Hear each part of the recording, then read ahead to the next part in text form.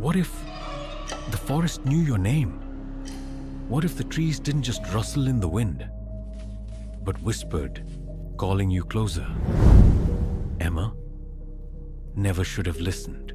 The first time Emma heard the leaves whisper, she thought it was just the wind. She had been walking home from school along the old forest trail. The sun was setting, and the branches stretched long shadows across the dirt path. A chill wind blew, rattling the trees. At first, it was just rustling. But then, as she walked past the tall oak, the sound shifted. Emma! She froze. The wind died. The leaves hung still. Who's there? She called out, her voice trembling. Only silence answered. Emma shook her head and hurried home. She told herself it was nothing, maybe her imagination. But that night, when she lay in bed, she swore she heard it again, faint outside her window. Emma. The next day, she told her best friend Riley. "You're just hearing things," Riley said. "Leaves can't whisper your name." "I know what I heard," Emma insisted. "It said my name." Riley smirked. "Maybe the trees like you." Emma didn't laugh. That afternoon, she decided to test it. She walked back to the same oak tree. The air was heavy, gray clouds pressing down. She stood beneath the branches, staring up. "Say it again," she whispered, "if you can." The leaves shivered. Her heart pounded. "Emma?" This time it was louder, clearer. Emma stumbled back. "What do you want from me?" The leaves swirled in the wind, spinning down the path, guiding her deeper into the woods. Emma followed. She couldn't stop herself. The trees bent low, their branches arching overhead like a tunnel. The whispers grew stronger. "Emma? Come closer. Emma?" Her legs trembled, but she kept walking until she reached a clearing. In the middle stood an enormous oak tree, its trunk wide and split down the center like a gaping mouth. The leaves above rustled violently, though no wind blew. "Emma." She stepped closer. Something shone inside the split of the trunk. A small silver locket hanging on a nail. Her name was engraved on it. Emma's breath caught. She had never seen it before. Hands shaking, she reached out. And the leaves screamed. Not whispered, screamed. "Emma?" The branches whipped down, slashing her arms, her face. She ran, stumbling through the clearing, the whispers chasing her. "Emma, don't run. Emma, stay with us." She burst onto the main trail and sprinted home, tears streaming down her cheeks. That night, she showed her parents the scratches. "The tree," she tried to explain. "It said my name. It attacked me." Her mom touched her forehead. "You're tired, sweetheart. Maybe you scratched yourself on the branches." But her dad frowned. He looked pale. "Which tree?" he asked quietly. "The big one in the clearing," Emma said, "with the split trunk." Her dad exchanged a glance with her mom. Then he leaned closer. "You stay away from that tree, Emma. Do you understand me? Never go near it again. Why?" she whispered. But he didn't answer. She tried to stay away, but the whispers didn't stop. Every night, outside her window, soft and steady. "Emma?" By the third night, she couldn't take it anymore. She snuck out with a flashlight and returned to the clearing. The oak loomed in the darkness. The silver locket still glimmered inside the split. Her hands shook as she lifted it free. She opened it. Inside was a faded photo. A girl who looked exactly like her. On the other side, scratched into the metal, were words. "She belongs to the trees now." The wind roared. The branches closed in. The last thing Emma heard before the darkness swallowed her was her own name, whispered from every leaf in the forest. Emma. Footsteps circled the tent all night. Imagine lying in a tent deep in the woods when footsteps begin to circle you. Slow, heavy, round and round. And no matter how long you wait, they never stop. Tyler, Claire, and Marcus had been best friends since middle school. That summer, they decided to go on their first camping trip without parents. The plan was simple. Hike into the Whispering Pines forest, set up camp by the creek, and spend the night telling scary stories under the stars. Tyler carried the tent. Claire brought the snacks. Marcus had a backpack stuffed with flashlights, batteries, and his prized camera. Perfect place for ghost photos, Marcus said with a grin. Don't start, Claire warned. I'm not getting spooked before we even set up camp. But Tyler only laughed. Come on, Claire. What's camping without a good scare? By late afternoon, they found a clearing just big enough for their tent.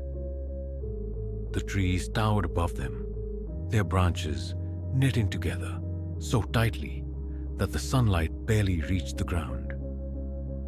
This place is perfect, Tyler said. Secluded. Creepy, you mean? Claire muttered. Still, they pitched the tent, built a small fire, and roasted marshmallows for a while. It was everything they'd hoped. Fun, laughter, the crackle of flames, the sweet taste of melted chocolate. But as the fire burned low, the forest grew unnervingly quiet. No crickets, no owls, nothing, just silence. They finally crawled into the tent, zipping it shut. Tyler lay in the middle, with Claire and Marcus on either side. The night air was still. Then came the sound. Crunch. A single footstep outside, just beyond the thin nylon wall. The three froze. Probably an animal, Marcus whispered. Too heavy, Tyler murmured. Listen. Crunch, crunch. The sound circled slowly around them, one step at a time. Deliberate, human. Claire's hands trembled. Who would be out here? We're miles from town. No one answered. The steps dragged around the tent, pausing every so often. Right by their heads, Tyler's throat went dry. Maybe we should... Shh, Claire hissed. For nearly an hour the sound continued, around and around, never stopping. Then, silence. None of them slept. When the first gray light of dawn appeared, they rushed outside. Nothing, no footprints, no broken branches. The ground looked untouched. Marcus shook his head. I'm telling you, I'm setting up the camera tonight. If something comes back, I'll catch it. Claire glared at him. Or maybe we should just leave, but Tyler refused. We came out here to camp. We're not running home because of some weird noise. Reluctantly, Claire agreed. That night, they set the camera on a tripod, facing the tent. Marcus made sure it was recording, the red light blinking. Then they waited. Hours passed. The forest stayed deathly quiet. Just as Claire started to relax. Crunch. The footsteps returned, circle after circle, slow and steady. Keep calm, Marcus whispered. We'll see it on the camera. But the sound grew closer. This time, it stopped right outside the tent door. Breathless silence. Then, scratch, scratch, scratch. Long fingernails dragging down the fabric. Claire covered her ears. Tyler grabbed the zipper, ready to wank it open. But Marcus stopped him. Don't, he hissed. Just wait. The scratching moved along the side of the tent, then back to the door, then, suddenly, gone. They sat frozen until daylight. When the sun finally rose, Marcus rushed to the camera. But the screen was black. The battery had died sometime in the night. By the third night, Claire was begging to leave. Something's out here, she said, near tears. It doesn't want us here. Tyler stayed stubborn. One more night. If it happens again, we'll go. That evening, the forest felt heavier, as though the trees themselves were leaning in to watch. They didn't bother with stories. They climbed into the tent, holding their breath. The footsteps came sooner this time. As soon as the fire went out, they started. Crunch, crunch, crunch, around and around, faster now. Closer, Claire squeezed Tyler's arm. "It's angry," she whispered. The sound didn't just circle this time. It multiplied. 2 sets of steps, then 3, then dozens. All around the tent, footsteps pounded, circling faster and faster. Tyler clutched the zipper. "We need to run." The tent collapsed. Branches, ropes, fabric pressed down on them as unseen hands clawed at the sides. Claire screamed. Marcus kicked free and bolted into the woods. Tyler dragged Claire out, stumbling after him. They didn't stop running until they reached the road. Weeks later, police found their campsite. The tent was shredded, the fire pit cold. But in the dirt around the clearing, circling endlessly, were footprints. Not just a few. Hundreds, pressed so deep into the earth, it looked like something, or many things, had walked in circles all night long, without rest, without pause. And mixed among them, 3 sets of fresh prints: Tyler's, Claire's, Marcus's. The last circle stopped at the tent door, and there were no prints leaving the forest. Fog rolls in and the lake disappears. One moment, the lake is calm. The next, a thick fog swallows it whole. No ripples, no sound, no water. And when the fog clears, someone is missing. The town of Hollowbrook was small, tucked between endless woods and a lake that locals never swam in. Outsiders called it beautiful. The locals called it cursed. On a warm June evening, 4 college friends, Nina, Ryan, Sam, and Leah, drove up to Hollowbrook Lake with camping gear. They wanted a break from classes, from the noise of the city, and from parents who still treated them like kids. Ryan killed the engine and whistled.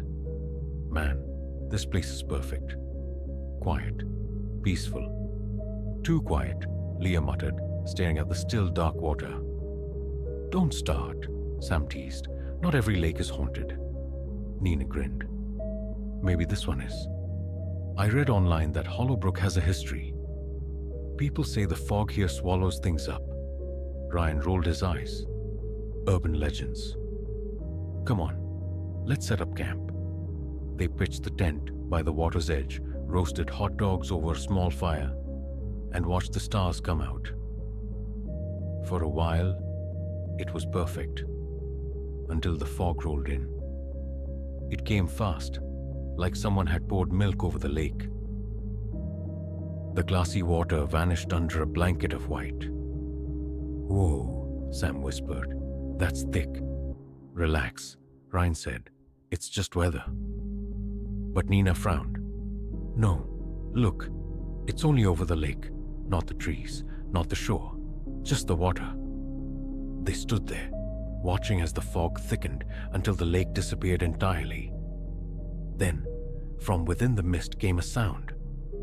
Splash! Leah grabbed Ryan's arm. "Did you hear that?" Another splash, then another, like something or someone was moving in the water. Ryan forced a laugh. "Probably fish." But Nina whispered, "That's not fish. That's footsteps." They went to bed uneasy, the fog still clinging to the lake. But when they woke in the morning, the water was gone, not drained, not dried up, gone.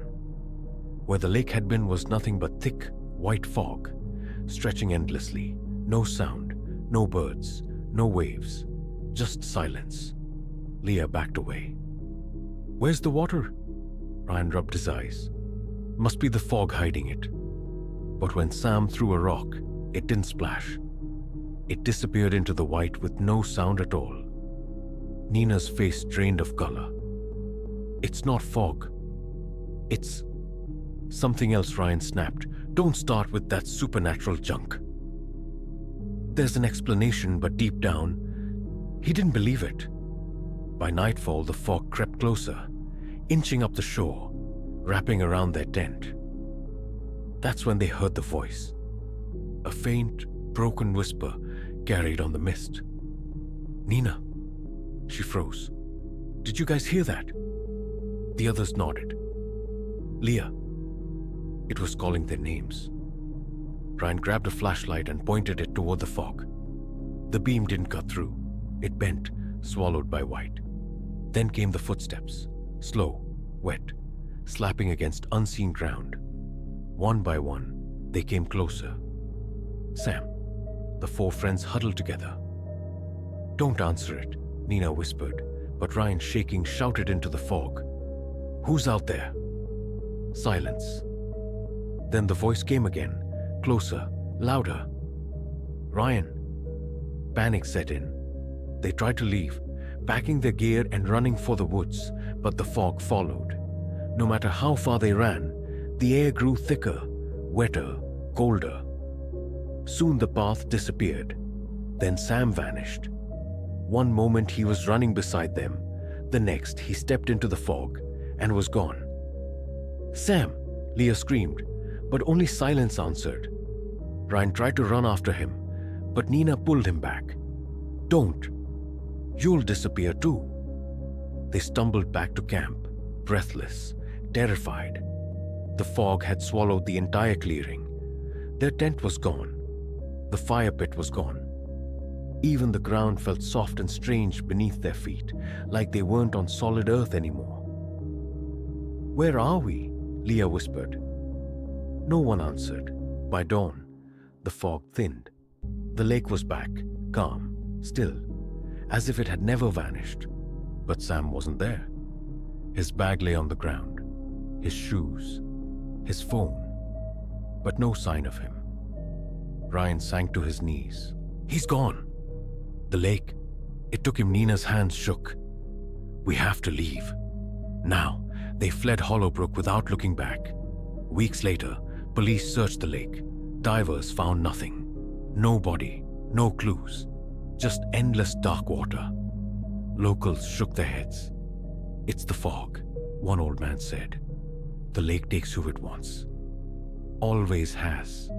That night back in her dorm, Nina woke to the sound of water dripping. She sat up. The room was filled with fog, and from within it, a voice whispered her name. "Nina."